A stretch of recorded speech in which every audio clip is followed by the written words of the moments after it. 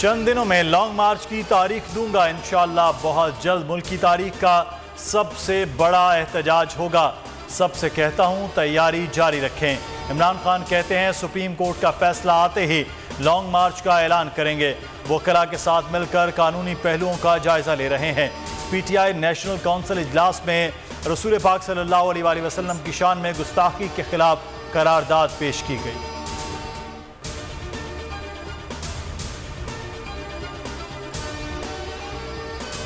दुश्मनों का एजेंडा पाकिस्तान के टुकड़े करना है। हमारी हुकूमत खत्म होने पर भारत और इसराइल में खुशियां मनाई गईं।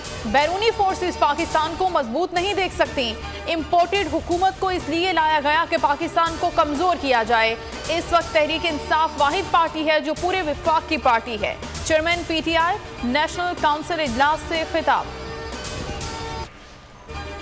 लाहौर की सेशन अदालत का बड़ा फैसला। वजीर आला पंजाब, चीफ सेक्रेटरी और पुलिस हुकाम के खिलाफ मुकदमात दर्ज करने का हुक्म। एडिशनल सेशन जज गुलाम हुसैन भिंडर ने पीटीआई रहनुमा मियां असलम इकबाल की दरख्वास्त पर मुकदमा दर्ज करने का हुक्म दिया।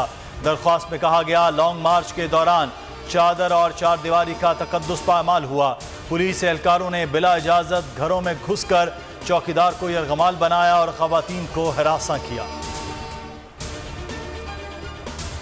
शिबली, फराज और अफनानुल्लाह में घुमसान की जंग। कायमा कमेटी इजलास मैदानी जंग बन गया।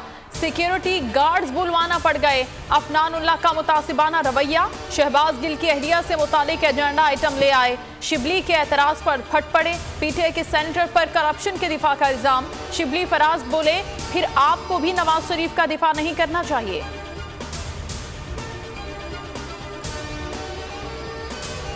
हुकूमत के दावों का भांडा सरेआम फूट गया। मुआशी शरह नमू 4.8% हदफ के मुकाबले में 6% रही। महंगाई का 8% हदफ पूरा न हुआ, 13% से तजावुज कर गया।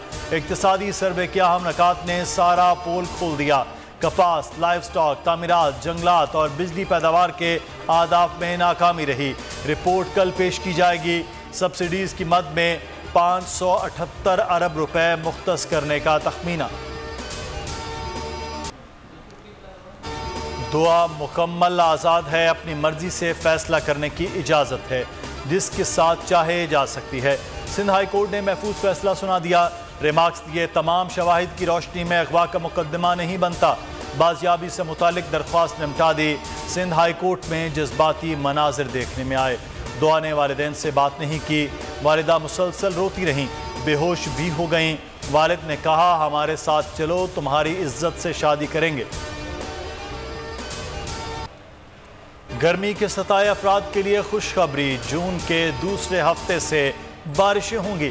महकमा मौसमियात के मुताबिक मानसून में मामूल से ज़्यादा बारिशें होंगी। सैलाब और लैंडस्लाइडिंग का खतरा है।